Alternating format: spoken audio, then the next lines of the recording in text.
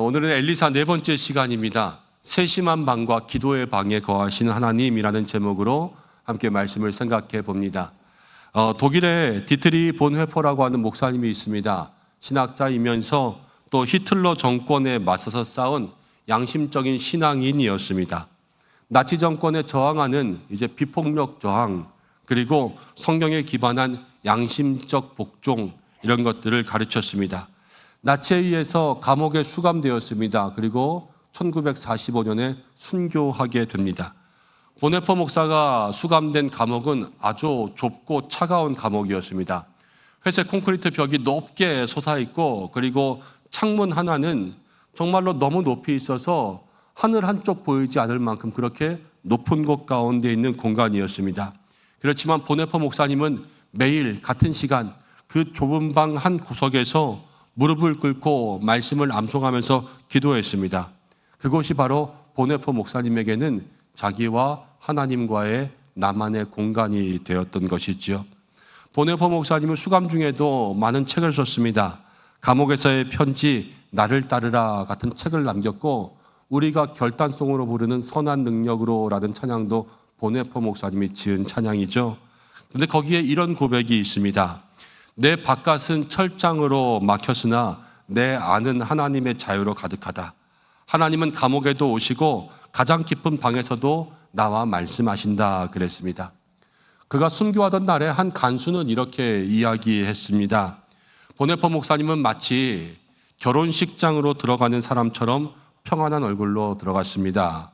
감옥에서는 하나님을 만났고 죽음 앞에서는 하나님의 품으로 걸어갔습니다. 이렇게 이야기했습니다.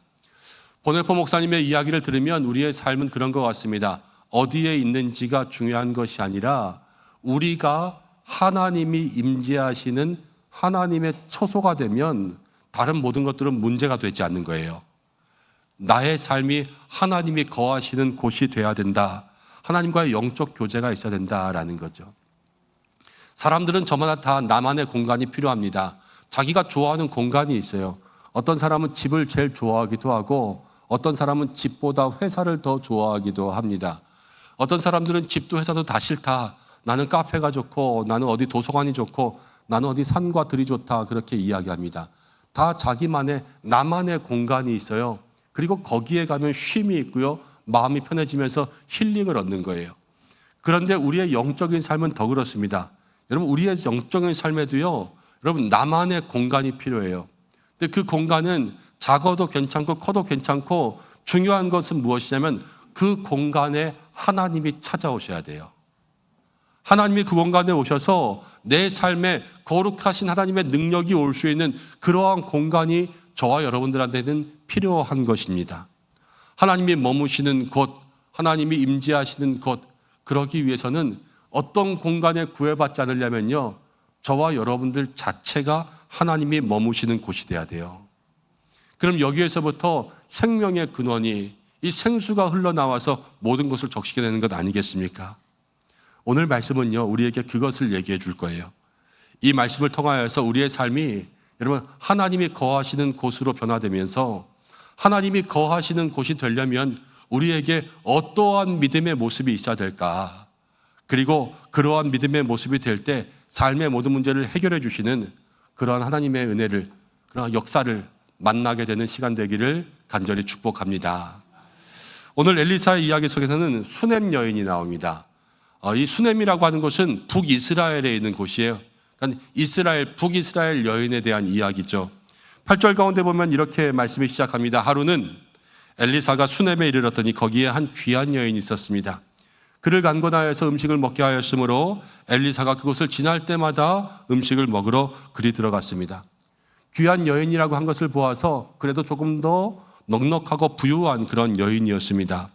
근데 엘리사가 말씀을 전하러 갈 때마다 이 여인이 강권합니다. 엘리사도 처음에는 괜찮다 그랬을 거예요. 그렇지만 계속 강구하고 권하면, 그러면서 엘리사에게 우리 집에 와서 음식을 먹으라 그러니까요, 한두 번 먹기 시작할 때마다 이제 여인은 또 오라 그러겠죠. 아무 때나 와라.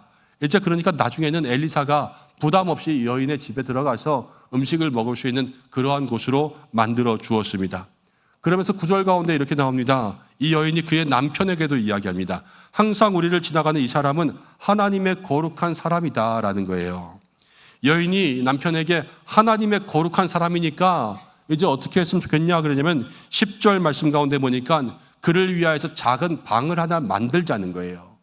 방을 만들어서 거기에 침상과 책상을 주고 의자와 촛대를 주어서 지나갈 때마다 여기 와서 잠도 자고 기도도 하고 책도 보고 그럴 수 있는 공간을 만들어 드리자, 이렇게 이야기했습니다. 그래서 엘리사는요, 그 집에 그 근처에 올 때마다 거기 들려서 음식을 먹고 그 자기의 방에 들어가서 기도도 하고 쉬기도 하고 책도 보고 그러면서 사역을 준비할 수 있게 된 것이죠. 근데 엘리사는 이 모든 것에 대해서 이렇게 이야기합니다. 13절 말씀에 엘리사가 자기 사환에게 이르되 너는 그에게 이르라 내가 이같이 우리를 위하여서 세심한 배려를 하는도다. 엘리사는 이 여인의 행동을 뭐라고 했냐면요, 세심한 배려라 그랬어요. 자기를 섬겨주고 작은 방을 만들어주고 자기를 위한 모든 것이 그냥 배려한 것이 아니라 정말로 세심하게 배려한 거예요. 그리고 이 세심한 배려에서 시작된 이 작은 방에서요, 오늘 큰 축복이 일어나고요, 그리고 가장 큰 기적의 역사가 일어나는 것을 보게 됩니다. 세심한 배려가 응답의 10배가 된 거예요. 여러분, 이 여인은 그럼 어떻게 이렇게 세심한 배려를 할 수 있었을까? 먼저는 이 여인은요, 하나님의 사람을 알아보았어요. 여인이 엘리사를요, 하나님의 거룩한 사람이라고 불렀습니다. 그리고 그를 대접했습니다. 이거 아주 중요한 거예요. 여러분, 이 성경에 있는 말씀을 잘 들으시길 바랍니다. 세우신 종을, 또 이 시대에 여러분들 함께 말씀을 듣는 그러한 목사들을 여러분들 마음 가운데 하나님이 세우신 거룩한 종으로 생각할 수 있기를 바랍니다. 그러면서 잘 대접하셔야 돼요. 정말로 잘 대접하는 것, 제가 목사라서 이렇게 말씀을 드리는 것이 아니라 누구든 주의 종을 잘 대접하는 사람을 하나님은 그에게 복을 주십니다. 그런데 이 여인이 그것을 알아볼 수 있었던 것은 고린도전서 2장 14절에 이런 말씀이 있어요. 육에 속한 사람은 하나님의 성령의 일을 받지 않는다. 이는 그것들이 그에게는 어리석게 보이며 또 그는 그것들을 알 수도 없나니 이러한 일은 영적으로 분별되기 때문이라. 육에 속한 사람은 알지 못해요. 그렇지만 영에 속한 사람은 이 영의 일을 분별할 수가 있는 겁니다. 그렇죠? 당시의 북이스라엘은요, 선지자들을 멸시하던 때였어요. 온갖 젊은 사람들이 나와가지고 이 엘리사에게 대머리야 그러면서 저주하고 너도 한번 올라가 봐라 그러면서 조롱하고 그렇게 엘리사를, 선지자들을 푸대접하던 시대였습니다. 젊은이들 그랬으니까 엘리사보다 나이가 어렸을 거예요. 선지자는 둘째치도 나서 자기보다 나이가 많으면 어른 대접이라도 해주는 그러한 사람들 돼야 되지 않겠어요? 근데 그러한 것조차 없는 그러한 시대 가운데 있었던 거예요. 근데 이 슈넴 여인은요, 그 속에서 뭐가 있었냐? 다른 사람과 달랐어요. 하나님의 사람을 알 수 있는 영적인 눈이 있었던 거예요. 그러니까 하나님께서 저에게 복을 주셨던 것이죠. 여러분, 영적인 사람이 영적인 일을 분별할 수가 있습니다. 성도는 영적인 사람이 되기 위해서 힘쓰셔야 돼요. 근데 어떻게 사는 게 영적인 사람이냐?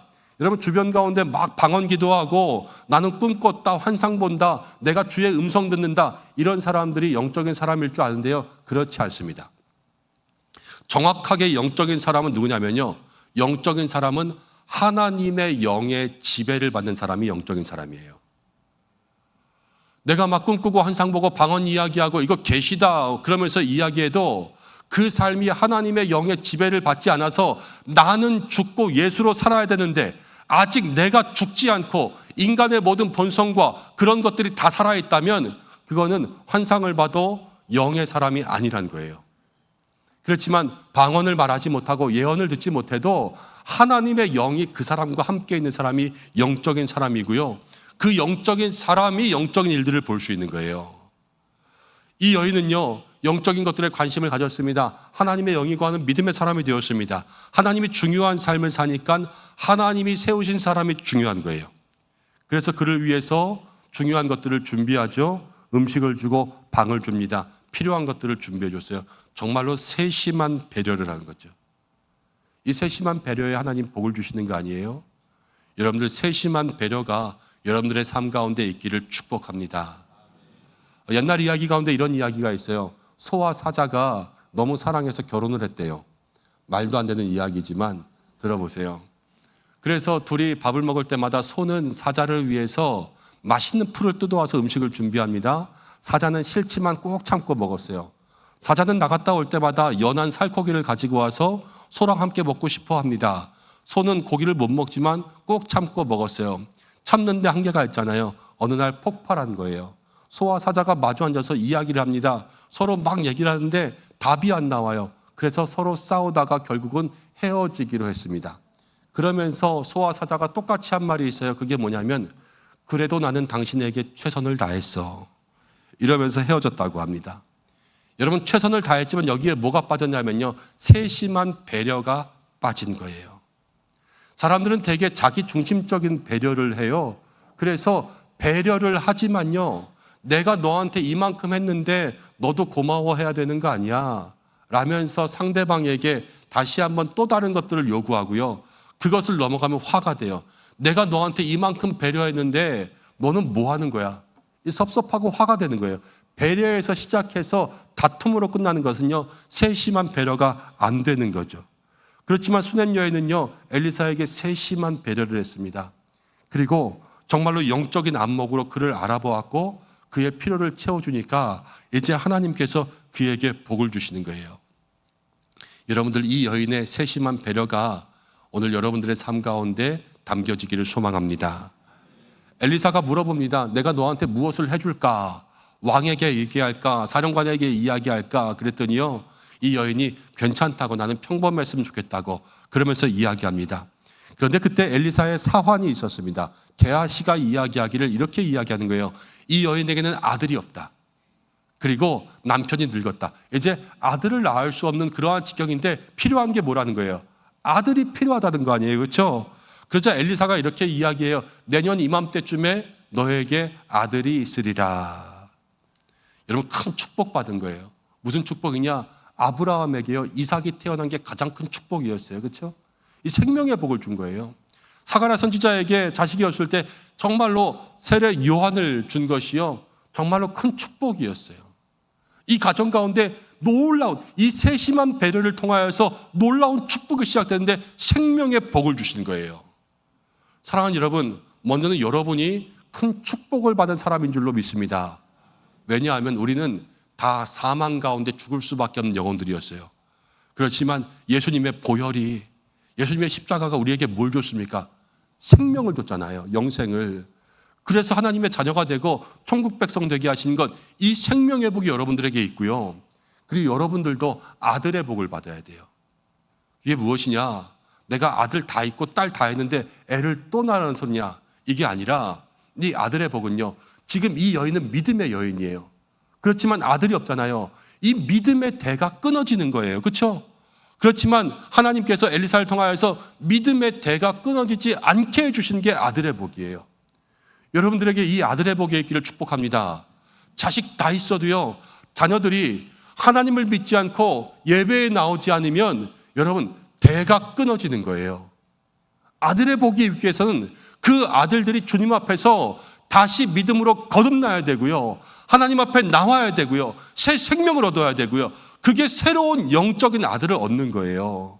그러한 복이 우리 가운데 있는 것이 믿음의 가정에 생명의 줄이 끊어지지 않는 복이 되는 거죠. 근데 이 여인이 이렇게 이야기해요. 내 주 하나님의 사람이여 나를 속이지 마옵소서. 말도 안 되는 거라고 그렇게 하죠. 그렇지만 내년 이맘때쯤에 아들을 진짜 안았습니다. 여러분, 이것은 무엇이냐? 우리 하나님은 불가능이 없으신 분입니다. 하나님은 말씀대로 임하시는 분입니다. 그리고 중요한 것, 세심한 배려로 시작했잖아요. 응답은 뭐냐면요, 이 여인이 아들 달라고 했어요, 안 했어요? 안 했죠. 그런데 엘리사가 줬죠. 세심한 배려의 응답은요, 하나님이 구하지 않은 것까지 주시는 거예요. 우리에게 그런 복이 있어서 여러분, 구하지 않은 것을 얻게 되는 믿음의 사람들 되시기를 바랍니다. 그러면서 우리는 여기서 두 가지를 좀 배우려고 해요. 첫째는요, 먼저 저와 우리 목사님들이, 이제 목회자들이 배워야 될 거고요. 두 번째도 여러분들이 배워야 될 거예요. 오늘 목사님들 저랑 같이 이 얘기 벌써 세 번째 듣는데 아주 귀에 못이 박힐 것 같아요. 사실 이 여인은 아들이 필요하다고 말하지 않았어요. 그렇죠? 그렇지만 게하시는 알았어요. 이 여인에게 아들이 필요한 것. 대신 말해줬어요. 여러분, 목회자는 이래야 돼요. 성도의 가정에서 말하지 않는 기도의 제목까지도 알아야 돼요. 그래서 기도의 제목을 굳이 말하지 않아도 이 가정에 뭐가 필요한지를 그렇게 알고 축복하고 기도해 주는 사람이 돼야 돼요. 그럼 어떻게 말하지 않는데 알 수 있냐? 게하시는 어떻게 알았을까요? 게하시는 그 집을 자세히 보는 거예요. 그리고 사랑하면요, 알 수 있어요. 그것이 바로 우리들에게 필요한 거죠. 말하지 않아도 필요한 것을 알 수 있는 영적인 안목이 있어야 돼요. 그리고 두 번째는요, 여러분들에게 있어야 돼요. 그건 뭐냐면요, 이 여인은 왜 아들이 필요하다고 말하지 않았을까요? 마음 가운데 이제는 아들 못 낳는다고 포기한 거예요. 그렇죠? 포기하니까 말하지 않아요. 그런데 정말로 그것이 주님 앞에 나아가니까 하나님이 응답해 주셨어요? 안 해주셨어요? 해주셨잖아요. 우리에게 필요한 것은요, 끝까지 포기하지 않는 믿음이 필요한 거예요. 여러분, 내 마음 가운데 이거 그냥 안 될 것 같다 생각하지 말고 끝까지 기도하면 하나님은 응답해 주십니다. 그 은혜를 경험할 수 있는 여러분들 되시기를 바랍니다. 구하지도 않았는데 아들을 주셔서 아들을 딱 낳았는데 이 아들이 잘 자랐습니다. 그러다가 어느 날 아버지와 같이 밭에 나갔는데 밭에서 머리 아프다 그래서 집에 가서 좀 누워라 그랬는데 엄마 무릎 베고 있다가 죽었어요. 하나님이 주신 아들인데요, 선물인데요, 갑자기 죽었습니다. 이걸 도대체 어떻게 설명해야 되냐는 거예요. 하나님이 주신 선물이라고 해도 여러분 항상 순탄한 것은 아니라는 거예요. 하나님이 기도해서 사업을 주셨습니다. 그렇지만 사업하다 보면은 힘들고 어려울 때 있는 것 아니겠어요? 저도 하나님이 부르셨어요. 그래서 목회자가 되었어요. 그렇지만 목회하다 보면 힘들고 어려운 때 있는 것 아니겠어요? 하나님이 사명 주셔서 우리 선교의 사명 감당하셨을 거예요. 선교사님도. 그렇지만 선교의 자리에서 때로는 정말로 벽이 있고 담에 있어서 안 되는 일이 생기는 그러한 것들을 만나는 게 우리의 모든 삶 아니에요. 그렇죠? 신앙의 삶도요, 늘 순탄하지만은 않은 거예요. 그러면 어떻게 하냐? 이 여인이 여기서 또 한 가지 믿음의 삶을 보여줘요. 그게 뭐냐면요, 21절 가운데 나옵니다. 이제부터 이 여인이 하는 행동을 잘 보세요. 하나님의 역사가 일어나는 방법이에요. 그의 어머니가 올라가서 아들을 하나님의 사람의 침상 위에 두고 문을 닫고 나옵니다. 여러분, 아들이 죽었어요. 근데 이 아들을 엘리사가 있던 방에 둔 거예요. 이 기도의 방, 엘리사에게 기도하고 쉬고 거기서 영적으로 충전하라 그렇게 만들어준 방에 가서 그 아들을 두고 거기서 문을 닫고 나왔습니다. 지금 누구에게도 말하지 않았어요. 남편에게도 말하지 않고 남편을 불러서 하는 말은 무엇이냐면 사환을 한 명 내게 주고 나귀를 한 마리 줘라. 남편이 왜 그러냐 그러니까 엘리사를 만나고 하나님의 사람을 만나고 올 거다 그렇게 이야기했습니다. 남편이 왜 가냐 그런 거예요. 오늘 주일도 아니고 초하루 날도 아닌데. 그런데 아내는 말하지 않아요. 그냥 평안을 빌러 가나이다. 그리고요, 이 종에게 이야기해서 나를 위하여서 달리기를 멈추지 마라. 한 25km, 30km 되거든요. 수넴에서 갈멜산까지. 그런데 쉬지 않고 달려가는 거예요. 여러분, 그리고 이제 엘리사도요, 갈멜산에서 멀리 있다 그 여인을 보았습니다. 자기의 종 게하시를 보냈습니다. 게하시에게 평안하냐 물어보라 그랬더니요, 이 여인에게 평안하냐 그랬을 때 여인이 뭐라 그랬냐면 평안하다 그래요. 평안하긴요, 지금 아들이 죽었는데. 그렇지만 그렇게 이야기하고 나서 누구에게 엘리사를 만났을 때는 그 앞에 와서 발을 붙잡고 거기에 무릎 꿇고 엎드리고 눈물을 펑펑 흘리면서 자기의 마음을 이야기하는 거예요. 여러분, 여기에 기도의 방과 기도의 원리에 중요한 게 나옵니다. 여러분, 이 여인은요, 자기가 지금 죽은 아들의 문제를 남편에게도 게하시에게도 얘기하지 않아요. 오직 누구에게만 얘기하러 쉬지 않고 달려오냐면요, 하나님의 사람에게만 얘기하러 달려오는 거예요. 여러분, 이거보다 큰 문제가 어디 있어요? 그렇지만 누구에게도 도와달라 그러는 것이 아니라요, 오직 지금 누구만 찾냐? 하나님만 찾는 믿음을 우리에게 보여주는 것입니다. 여러분, 중요한 문제가 있습니까? 기도의 문제가 있어요. 기억하세요. 기도해 주지 않는 사람들에게는 말하지 마세요. 내가 이 문제를 얘기했을 때 나에게 기도해 주지 않을 사람에게는 그 문제를 말할 필요가 없는 거예요. 그 문제를 말하는 것이 오히려 더 괴롭게 되고요. 그 문제가 소문이 되고요. 그 문제를 말하면 도대체 너는 왜 그랬냐? 생각이 있냐 없냐? 도와주지는 못하고 오히려 비난만 하는 그런 사람 되는 거 아니겠습니까? 그렇지만 오직 누구에게 달려가야 되냐면 하나님 한 분에게 달려가서 그 앞에 엎드리고 이 수냄 여인이 엘리사에게만 이야기했던 것처럼 기도는 그래요. 오직 하나님 한 분만 바라보고 나아가는 것, 그리고 그 앞에 털어놓는 것이 기도다라는 것을 마음속에 기억하시기를 바랍니다. 그렇게 기도했더니 이제 29절에 보니까 엘리사가 게하시에게 자기의 지팡이를 줘요. 그러면서 이 지팡이 가지고 사람 만나도 인사도 하지 말라는 것은 빨리 가라는 거예요. 딴짓하지 말고 빨리 가서 지팡이를 아이 얼굴에 놓으라. 근데 30절에 이 수냄 여인이 이렇게 합니다. 내가 맹세하는데 내가 당신을 떠나지 않겠다. 이 말은 당신이 안 가면 나도 안 간다. 하나님의 사람 엘리사가 가야 된다. 그렇게 이야기하니까 엘리사가 이 여인의 말을 듣고 자기도 일어납니다. 여러분, 기도가 그래요. 기도하다 보면 처음에는요, 지팡이를 줄 때가 있어요. 지팡이를 얻을 때가 있는 거예요. 하나님 이거 해결해 주세요. 그러면요, 해결되는 것처럼 지팡이 하나 뚝 나와가지고 그 문제가 해결되는 그러한 모습을 겪을 때가 있습니다. 그렇지만요, 여러분, 우리는 지팡이를 구하는 믿음이 아니에요. 우리는 하나님을 구하는 믿음이 되어야 될 줄로 믿습니다. 물론 지팡이 가지고 해결되는 문제도 있어요. 그렇지만 그 지팡이로 모든 것들을 해결할 수 없어요. 우리의 삶에 정말로 중요한 문제는요, 누가 오셔야 되냐? 하나님께서 우리에게 오셔서 영적 임재가 있을 때 그 문제가 해결된다라는 거예요. 기도가 그렇죠. 물질 줄 때가 있어요. 힘 줄 때가 있어요. 건강 줄 때가 있어요. 그런다고 다 믿음 좋아져요? 그렇지 않잖아요. 물질 가지고 딴짓하기도 하고 힘 가지고 딴짓하기도 하고. 여러분, 그러나 그 물질과 힘이 아니라 나는 하나님 당신이 필요합니다. 이 마음의 고백이 주님 앞에 올라갈 때 엘리사가 일어났잖아요. 우리가 그렇게 기도하면 하나님이 우리를 위해서 일어나실 줄로 믿습니다. 그런 역사를 경험해야 되는 거예요. 31절부터 보면 게하시가 먼저 가서 지팡이를 놓잖아요. 그런데 아이가 깨어나지 않아요. 이건 지팡이로 해결될 문제가 아닌 거예요. 32절에 엘리사가 집에 갑니다. 아이가 죽었는데 자기의 침상, 기도의 침상 가운데 누워있는 것을 보았어요.